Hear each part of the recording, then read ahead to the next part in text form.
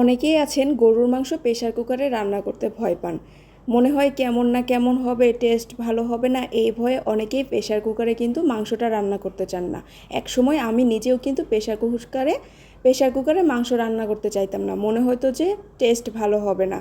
কিন্তু একবার যখন আমি প্রসেসটা জেনে গেছি যে কিভাবে রান্না করতে হবে, এরপরে কিন্তু রান্না করার পরে মনে হয়েছে যে রেগুলার যেভাবে কষিয়ে মাংসটাকে রান্না করি তার থেকে বেশি মজার হয় এই প্রেসার কুকারে রান্না করলে। তো কিভাবে রান্না করতে হবে সেই প্রসেসটা আজকে আমি আপনাদেরকে দেখিয়ে দেব। যারা নতুন রাঁধুনি, অল্প সময়ে গরুর মাংস কিংবা ছাগলের মাংস যে কোনো মাংসই হোক না কেন রান্না করতে চাচ্ছেন, তারা কিন্তু সহজেই প্রেসার কুকারে খুব মজা করে রান্না করে নিতে পারবেন।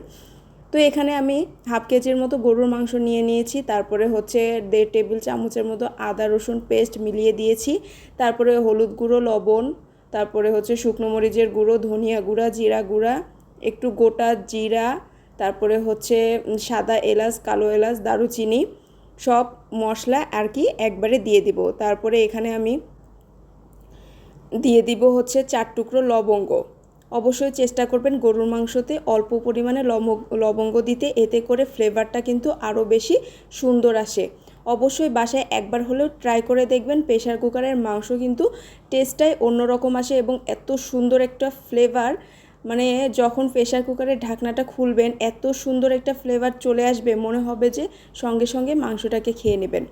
তো এখানে আমি 4টা বড় বড় পেঁয়াজ কুচি করে কেটে দিয়েছি। একদম বেশি মিহি কুচিও করিনি, একদম মোটাও রাখিনি, মিডিয়াম সাইজভাবে কেটে নিয়েছি। তারপরে পরিমাণ মতো সয়াবিন তেল অ্যাড করে দিলাম। এখন হাতের সাহায্যে এটাকে আমি সুন্দরভাবে মেখে নেব। হাত দিয়ে মেখে নেবেন। যাদের হাতে জ্বালা করে তারা চেষ্টা করবেন গ্লোভস পরে মাখাইতে, তবে চেষ্টা করবেন হাত দিয়ে মাখানোর জন্য, এতে করে টেস্টটা আরও ভালো আসে। সাবধানে মাখিয়ে নেবেন, কারণ হাড় থাকে, মাংসের হাড় দিয়ে কিন্তু হাত কেটে যেতে পারে। এর জন্য সাবধানে সুন্দরভাবে এটাকে উল্টিয়ে পাল্টিয়ে মাখিয়ে নিতে হবে। দেখুন কাঁচা অবস্থায় দেখতে কতটাই সুন্দর লাগতেছে, তো রান্না করলে আরও কত বেশি সুন্দর হবে। যারা যারা আমার চ্যানেল এখনও সাবস্ক্রাইব করেননি, প্লিজ সাবস্ক্রাইব করে পাশে থাকবেন। আর যারা অলরেডি আমার চ্যানেলটাকে সাবস্ক্রাইব করেছেন তাদেরকে অসংখ্য ধন্যবাদ। আর অবশ্যই ভিডিওতে একটা করে লাইক দিয়ে দিবেন। আর পানির পরিমাণটা আমি বলে দিচ্ছি, পানি কিন্তু একদম কম পরিমাণে দিতে হবে, কারণ প্রেসার কুকারে রান্না করার সময় কিন্তু পানিটা শুকায় না।